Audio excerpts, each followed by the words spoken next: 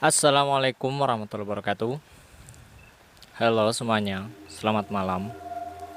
Kali ini saya akan menceritakan sebuah cerita tentang dendam anak-anak yang dijadikan sebuah tumbal dalam proyek pembangunan sebuah jembatan.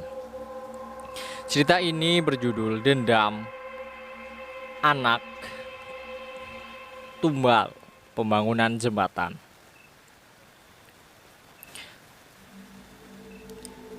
Singkat cerita, sebut saja namanya Karto. Karto memasuki area proyek bersama 5 orang anak. Usia anak-anak itu sekitar 6 hingga 8 tahun. Karto berada di depan, diikuti oleh kelima anak tersebut. Wajah anak-anak itu menyiratkan rasa takut. Karto segera menghadap pada pimpinan proyek. Sesaat setelah dia memasuki area proyek pembangunan jembatan itu, hanya dalam hitungan menit, seluruh lampu di area proyek itu dinyalakan. Semua mesin dan peralatan yang ada juga dinyalakan. Suara yang bising berpadu dengan debu-debu yang berterbangan. Area proyek yang tadinya sunyi dan gelap, kini terang benderang. Meski tak dapat dilihat dari luar, karena proyek ditutup oleh pagar seng di sekeliling area proyek. Bulan yang hanya separuh kala itu menyaksikan dari kejauhan saat anak-anak itu digiring ke tempat pemancangan tiang jembatan. Wajah-wajah mereka yang lugu tampak mengkilap akibat mereka berkeringat. Setelah itu, salah satu dari mereka menanyakan tempat yang akan dituju. Tapi Karto dan 6 rekannya hanya diam. Wajah Karto dan teman-temannya terlihat tegang. Tiang panjang jembatan yang sedang dikerjakan sudah 4 kali dipasang. Tapi selama 4 kali pula tiang itu roboh tergerus air. Sementara tiang di sebelah utara sama sekali tidak bisa dipasang karena area sekitar lokasi tiang selalu basah oleh air sungai. Jika tiang panjang itu belum terpasang, maka tidak ada pekerjaan lain yang bisa selesai. Sebab tiang-tiang itulah yang akan menjadi penjangga dari badan jembatan. Beragam upaya telah dilakukan oleh pekerja maupun kontraktor proyek itu agar jembatan bisa terpasang. Mulai dari memompa air sungai dengan mesin berkapasitas besar hingga menggunakan tenaga ahli dan alat canggih untuk menanam tiang. Tapi semua usaha itu hanyalah sia-sia. Tiang jembatan tetap tidak bisa terpasang. Sementara batas waktu pengerjaan semakin mepet. Bulan lalu, sebut saja namanya Cahyo, kontraktor proyek pengerjaan jembatan, mendatangi paranormal. Dia sudah putus asa dengan upaya yang dilakukan selama ini, sehingga mencoba upaya yang di luar nalar. Paranormal itu mengatakan, lokasi pembangunan jembatan itu merupakan salah satu lokasi keramat. Dan untuk dapat membangun jembatan, penunggu tempat itu akan meminta tumbal. Tumbal yang diminta bukan kepala kerbau, seperti yang selama ini beredar di tengah masyarakat, tetapi tumbalnya berupa kepala 5 orang anak, yang masing-masing dipasang dari 5 titik tiang pancang. Cahyo kemudian menyuruh Karto untuk mencari 5 orang anak. Tapi dia sengaja menyuruh Karto untuk mencari anak-anak dari luar pulau, agar yang mereka lakukan tidak terendus oleh masyarakat sekitar. Langit malam yang kelam menjadi saksi perbuatan sadis Karto dan rekan-rekannya. Mereka masing-masing memegang 1 orang anak, kemudian memasukkan pada tiang berdiameter sekitar 1 meter. Lalu mengecornya dengan campuran semen dan pasir. Mereka sengaja menyalakan semua mesin dan peralatan agar teriak ketakutan dari anak-anak itu tidak terdengar, tersamarkan oleh deru-deru mesin yang berukuran raksasa di situ.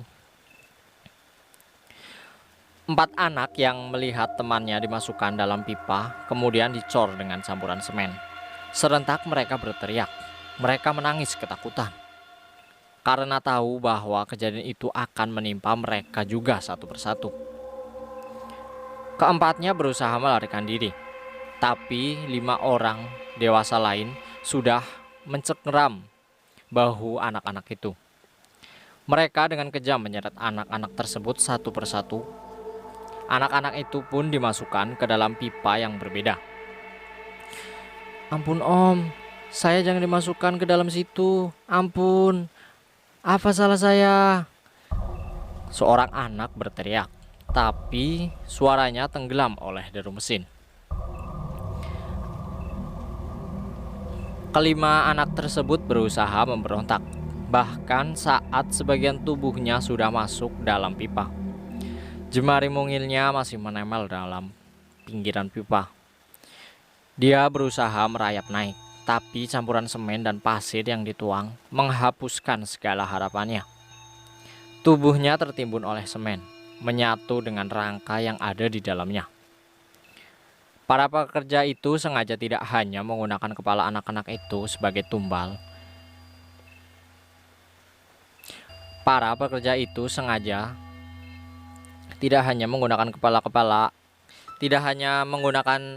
kepalanya saja gitu loh maksudnya sebagai tumbal, karena mereka yakin akan kesulitan menyembunyikan tubuh kelima anak tersebut jika harus menggunakan kepalanya saja. Ada kejadian mistis setelah anak kelima itu dimasukkan dalam pipa dan dituang campuran semen. Langit tiba-tiba memerah, warnanya seperti percikan darah. Suasana pun mencekam. Lokasi itu terang benderang. Air sungai yang tadinya menggenangi area tiang tiba-tiba menyusut, entah kemana. Tiang-tiang itu pun secara tiba-tiba berdiri tegak. Karto dan keenam rekannya merinding melihat hal itu. Terlebih, tiba-tiba aroma wangi menyelimuti lokasi itu. Dan dibarengi dengan munculnya sosok wanita cantik di antara kelima pipa tiang jembatan. Rambutnya panjang terurai, mengenakan gaun berwarna kuning. Dia tidak mengucapkan sepatah kata apapun, hanya memandangi Karto dan teman-temannya satu persatu. Kemudian dia menghilang. Karto segera meminta pada teman-temannya untuk melanjutkan pengecoran dan pemasangan tiang, agar keesokan harinya mereka bisa melakukan pekerjaan lain. Para pekerja kembali beraktivitas melakukan pengecoran hingga hampir dini hari. Sebagian dari mereka tidak mengetahui kejadian yang tadi.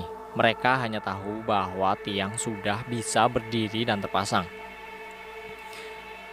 Hanya beberapa belas pekan sejak kejadian malam itu, jembatan sudah terbangun. Meski belum bisa dilalui oleh kendaraan, pengerjaan sudah hampir memasuki proses finishing. Tapi Karto selalu merasa ngeri dan bersalah setiap kali dia melihat salon jembatan itu. Di pelupuk matanya terbayang tangis kelima anak kecil yang dijadikan sebagai tumbal kala itu. Tangis mereka yang bercampur dengan suara deru mesin seolah-olah mendengung di telinganya.